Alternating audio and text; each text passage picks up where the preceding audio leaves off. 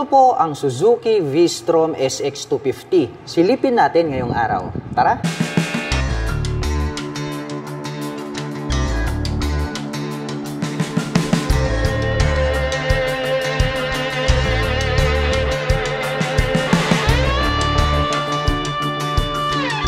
Suzuki V-Strom 250SX, isa po itong adventure bike at talagang napakalupit ng kanyang body and design. Mayroon po itong full LED na headlights at nakapop up naman po dito sa bandang itaas ito pong kanyang mga bulb type na turn signals. At mayroon po itong maliit na visor, clear color naman po siya. At dito po sa bandang harapan, nagkaroon po siya rito ng extension cover at may nakalagay naman po rito na V-Strom SX na decals. At ito po ay gumagamit ng traditional telescopic fork dito sa harapan. Black color po yan. At ito po ay gumagamit ng single rotor disc brake with 2-pot caliper na vibre, black color. At ito po ay equipped with ABS. At ito naman pong kanyang cast wheel is black color. At mayroon naman pong sukat ang kanyang gulong rito sa harapan na 100 by 90-19. At ito po ay naka-dual purpose pattern tires. Black color naman po ito pong kanyang front fender. Nagkaroon pa po siya rito ng mga Y design. At ito po pala ay gumagamit ng fully digital meter panel display. At mayroon po itong 2-button selector dito po sa left side. At ito po ay gumagamit ng mechanical key para po sa kanyang ignition. At ito po ay naka-naked handlebar na glossy black color. At mayroon po itong integrated na USB charging port dito sa harapan. Kaya kung mahilig po kayong mag-adventure, nothing to worry about. Dahil kahit saan po kayo magpunta, kapag nalobat na po ang inyong mga dalang mobile phones at gadgets, ay pwede po kayong mag-recharge anytime, anywhere. At ang kanya naman pong mga button selectors dito po sa kaliwa, mayroon po itong passing light, high beam and low beam, turn signal selector at ang kanyang horn. Habang dito naman po sa kabila, mayroon po itong engine kill switch at ang kanyang electric starter. At mayroon na din po pala itong built-in na handguard. Black color naman po ito pong kanyang mga front levers. At dahon type naman po ito pong kanyang mga built-in na side mirrors. At ang laki po nito pong kanyang fuel tank cover. At combination po ito ng gray color and then glossy black. May nakalagay naman po rito na Suzuki decal in gray color. At ito po pala ay mayroong fuel tank capacity na 12 liters. At mayroon naman po itong fuel consumption na 35 km per liter. Dito po pala sa bandang harapan, nagkaroon pa po siya pala rito ng mga spares na nagkaroon po ng mga butas rito, which is windlet po yan. And then meron po tayong makikita rito na SX na decals and red color. Mayroon pong nakalagay rito na 250, which is yan naman po yung kanyang engine displacement. Nagkaroon po ng triangle shape dito po sa bandang gitna at nagkaroon po siya dyan ng pins. At may nakalagay naman po rito sa bandang ibaba na SOCS, Suzuki Oil Cooling System. At ito pong kanyang fuel tank cover dito sa bandang ibaba, nagkaroon ulit siya rito ng mga Y design na naka-intact, which is very attractive po sa ating paningin. Combination po pala ng gray at glossy black ito pong kanyang side cover. At may makikita po tayo rito na minimal decal na red and then gray color. At dito po sa bandang dulo may nakalagay po rito na ABS decal. Dahil ito po ay equipped with dual channel ABS.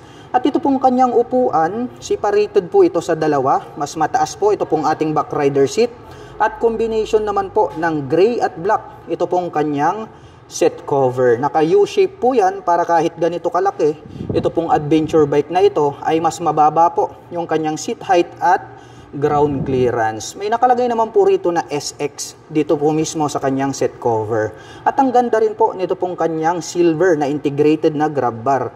Dahil converted na po ito as rear carrier. Kaya hindi nyo na po kailangang mag-aftermarket. Straight out from casa, pwede na po kayo agad mag-installed dito ng top box. Silipin naman po natin ito pong kanyang taillight. Triangle shape po siya at naka full LED na rin po yan. Habang naka-pop up naman po na bulb type, ito pong kanyang mga turn signals. Mayroon po itong LED na plate light. May added light reflector dito sa gitna.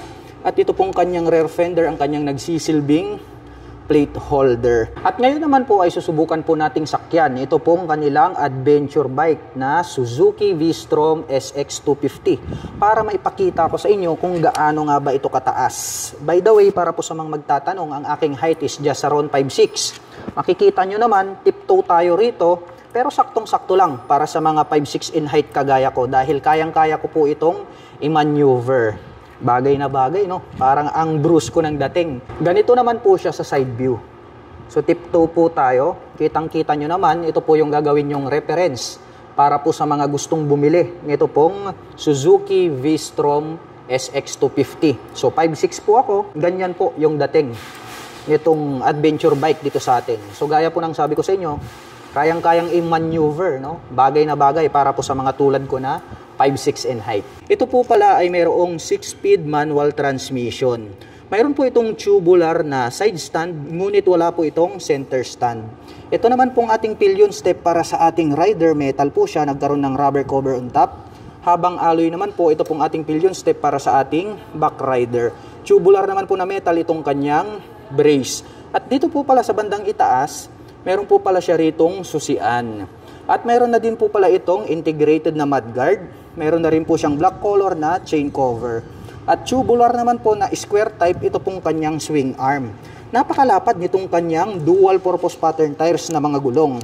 At ito po pala ay mayroong sukat na 140 by 70-17. At ito po ay equipped with monoshock absorber para po dito sa kanyang rear suspension. At mayroon na din po itong built-in na engine protection guard. Ito pong kanyang stock pipe is napaka-sporty looks po ng kanyang design. Matte black po itong kanyang body at itong kanyang head protection guard.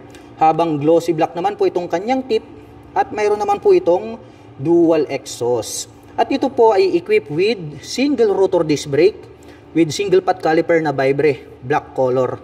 At of course, ito po ay mayroong ABS dito sa likuran hanggang dun sa harapan. Dahil nga po ito ay equipped with dual channel ABS. Metal naman po ito pong kanyang black color na foot brake. At ito pong kanyang engine cover is combination po ito ng matte brown and then black color. At ito po ay mayroong 249 cubic centimeter engine displacement to be exact. Naka single cylinder, single overhead cam, 4-stroke with 4 valve at nakakapag-provide po ito ng maximum power na 19.5 kW at 9,300 RPM.